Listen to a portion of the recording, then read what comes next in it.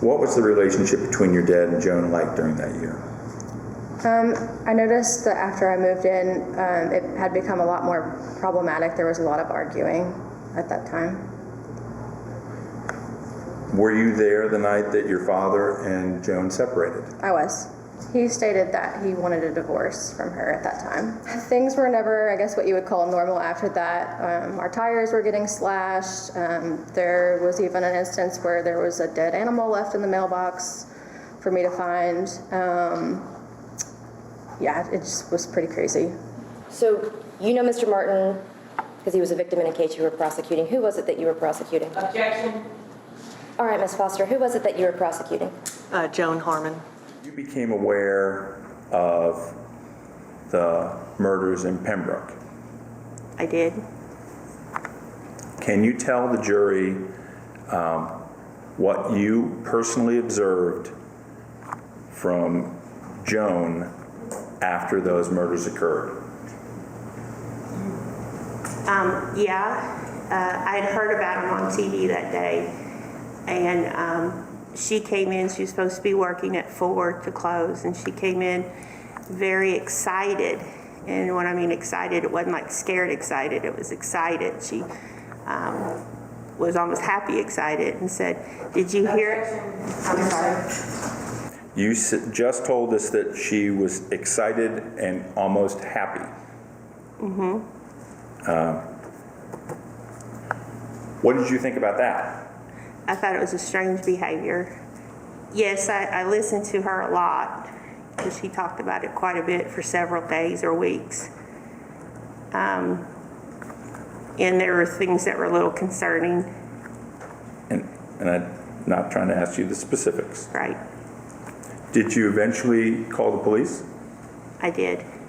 Yes, she had came up here, was showing us how she wanted the ceiling done, and when she left up, it's like got 2 steps. She stepped up, and when she stepped up, her blouse came up, and she had a pistol behind her waist. Did you get a good enough look at it to tell what kind of gun it was? It was like a Glock.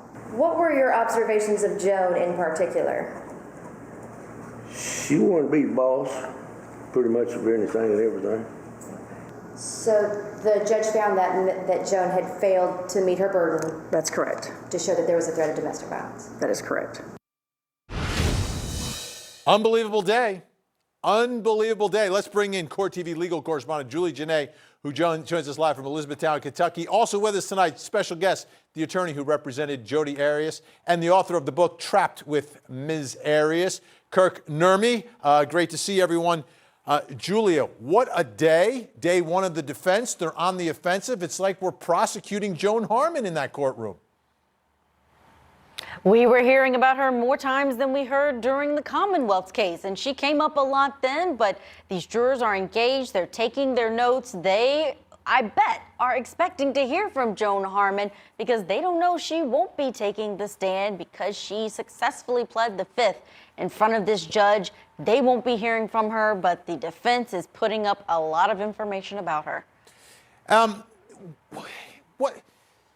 For me, this is so bizarre because all these facts are coming in. Am I the only one watching this trial that is very confused and not really able to figure out exactly what's going on and who has a more? Like, she's excited after this murder. That is so bizarre. After the triple murder, she comes into work and she's excited. Is it any clearer from either side exactly what they are saying happened here? To me, no. I can't figure out It's not exactly just what me. they think happened.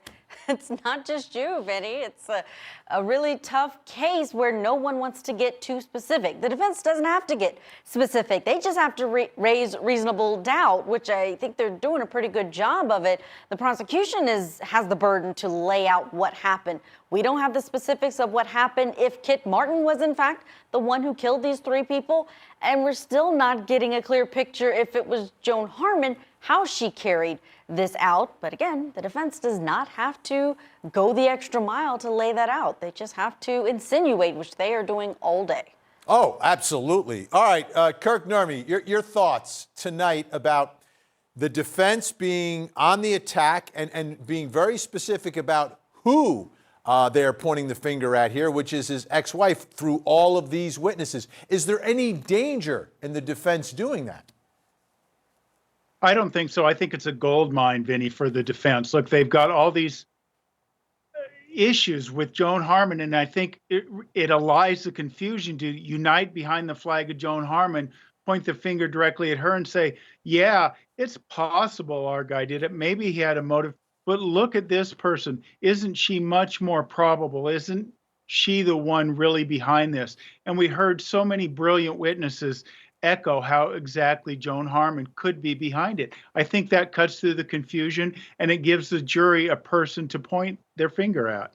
All right, let's take a listen to Mackenzie Bennett, the defendant's daughter, and obviously a family member. You know, you have to take it with a grain of salt, but I mean, take a listen to this testimony, because to me, very compelling. From your personal observations, what was the relationship between your dad and Joan like during that year? I noticed that after I moved in, it had become a lot more problematic. There was a lot of arguing at that time. Were you there the night that your father and Joan separated? I was. Can you tell the jury about that night? Essentially, there was an argument, and at the conclusion of the argument, I overheard my dad say, you know, to her that he just couldn't handle. Judge, it's not for the truth of the matter. She's talking about what was said during an argument. To the limited extent that that is her testimony, no explanation, I'll allow that. So the judge said that you can tell the jury what you heard your dad say. He stated that he wanted a divorce from her at that time. Right. And what did you hear Joan say in response? Same grounds, Judge. Just overruled. Go ahead. You may answer that question specifically. She said, if you leave me, I'm sorry. She said, if you leave me, I will ruin your life. I'll ruin your military career. I know how to do it. I'll tell them that you abused me. And I know how to do it. All right, Julia Janae, this, it seems a lot of the friction here has to do with that court-martial that was coming up. How do we get from Joan Harmon, I know how to ruin your life, through the court-martial versus I know how to ruin your life by framing you for triple murder? Did they make that leap or connection? They really haven't made that leap as far as what may have been her motivation to go there. We've heard insinuations and things that have happened outside of court, like an interview with the defendant where he told the media that Cal Phillips was going to change his story on the stand during that court-martial proceeding, that he was actually going to be a star witness for the defendant rather than supporting Joan Harmon. But that is not something that these jurors have been privy to. What we have seen is this leap from what may have been her motivation, but going from the court-martial to then Joan Harmon having the victim's cell phone. They saw surveillance video of her in the AT&T store almost a month and a half after the murders, where she is turning in the victim's phone, trying to get it unlocked. And there are all these insinuations about a boyfriend that she was dating at the time, William Stokes, and how he was connected to his brothers who were in the fire department. And also you see there the surveillance video in the AT&T store, but that her boyfriend had a brother on the police force and a brother that was a firefighter. Both of those responded first to the scene of these murders. All right, Kirk, let me ask you, the defense here, again, pointing the finger at Joan, and is it plausible for this jury to think it's reasonable that this woman would somehow mastermind a triple murder just out of spite to frame her ex who wanted a divorce? Yes, because we've seen so much evidence, and the defense did such a great job today of outlining a great deal of antisocial behavior, right? We have this threat. We know she's committed the crime of bigamy. She's been prosecuted for it. We hear about slashed tires, dead animals. And then, as Julia just pointed out, what do we have? we have her at the cell phone store with the victim's cell phone. It's entirely plausible. And again, the defense doesn't have to draw the roadmap, but the inference is clear. The evidence is there. And I think what we saw some with other witnesses, maybe the state's trying to hide some of the other evidence against Ms. Harmon so that they can convict Mr. Martin. And I think that's where the defense is going with this, to really, again, unite the confusion under the flag of Joan Harmon and cast all blame on her. And they have good evidence to back that up. You know, that cell phone really bothers me. Really, really bothers me. Now, I want you to take a listen. I'm going to play Marlene LaRock, who is the neighbor who testified, and then one of the detectives. And I want you to listen to their testimony as we put a couple pieces together here on a fact that really, really bothers me when it comes to Joan Harmon. Pam called my house about 5:30 that evening, and she told me, she said, I picked up your message off the answer machine, and then she told me a little about Jerry Lee, and then she asked me if I had seen Cal that day, and I said I had gone up to see Cal, but I never saw him. I said, and your house was open, and she says, open? I said, yeah, your front door was open, but he never came to the door. And she said, okay. She said she had asked the next door neighbor to go look for Cal in the back because she thought maybe he had fallen or something, because his keys and his wallet, she said, were still laying on the table. And then all of a sudden she says, hold on, don't hang up. I think I see something. And so I held on. And then all of a sudden I heard this scream. It was like a scream of somebody got startled. You know, like you run over a mouse or something. It wasn't a blood-curdling scream. And then it was pure silence, nothing. In December of 2015, you learned that the AT&T store on Fort Campbell Boulevard in Hopkinsville had come into possession of Pam Phillips' cell phone. Is that right? That's correct, sir. Did you get a call from an AT&T employee? No, sir. Good dispatch? Yes, sir. Okay, and did you respond to the AT&T store? I did, sir. Okay, and I believe your report indicates you watched video. The store itself had surveillance video. I did, sir. And you watched that video, and it was clear that Joan Harmon was the person who brought this phone in. It appeared that way, yes, sir. Okay. You retrieved the phone from the AT&T store. It had already been wiped or restored to factory settings. Is that right? Correct, sir. Mm-hmm. In fact, while you were still in the store, you got a call from Joan Harmon, didn't you? I believe that's correct. She was trying to tell you the story about how she came. Sustained. Judge, can we approach? All right, let me put these pieces together, and Julie, Janae, I want to confirm some things with you. Got a note from a great viewer, Bob in Portland, Oregon, and I think he makes a great point here.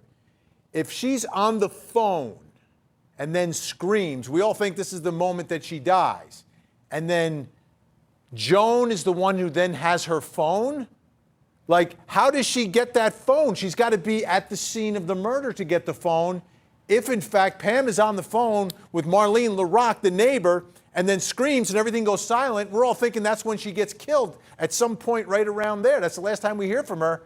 And then Joan ends up with the cell phone? Does that mean she has to be there when all that is happening?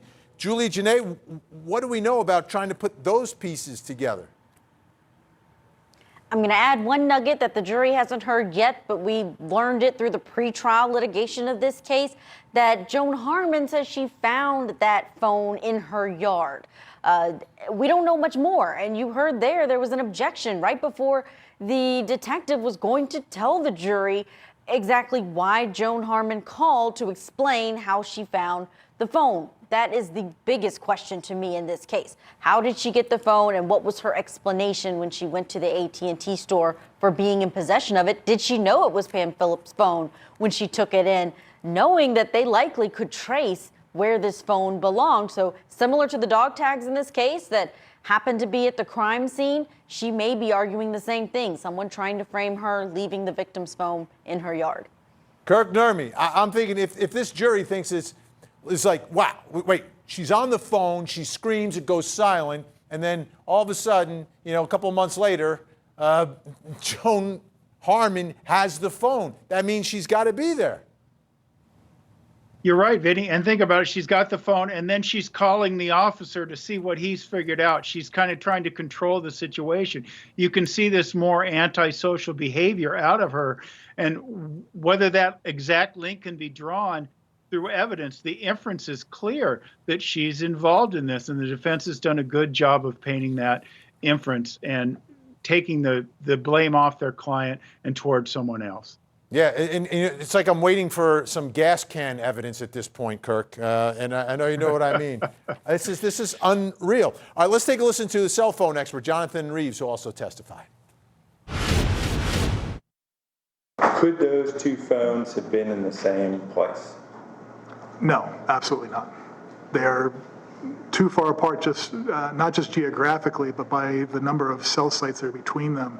Any one of those other cell sites between Elkton or Pembroke and Fort Campbell, there's numerous sites. Any one of those would serve those calls before Elkton would. So it's physically impossible that those devices were at the same place for the vast majority of the day. I mean, early 8 a.m., they possibly could have been both in Pembroke. But after that, they would have been distinctly separate. All right, Julie Janae, usually it's the prosecution has all the digital evidence. They bring in the cell phone experts. This is someone called by the defense. What's the takeaway for the jury about where everyone's phone is? John Reeves is the only cell phone data expert who's taking the stand in this case. The gist of his testimony is that based on these towers that are many, many, many miles apart, there are only a few that the Pembroke area can connect to, but that it confirms that Martin's phone was at home at the time that he said he was at home and not out dumping bodies around Rosetown Road. Also, that it's clear that Pamela Phillips' phone was traveling in an opposite direction of Christian Martin's phone during the time after the murders. Now, this is the exact opposite that the state initially used to get the indictment of Christian Martin. They walked back from that position, and this jury today is now hearing about that faulty information that went to the grand jury. This is all very problematic. And again, it's you prosecutors. I'm a former prosecutor. They have that burden beyond a reasonable doubt. Wow. All right. A lot more still in store in this case.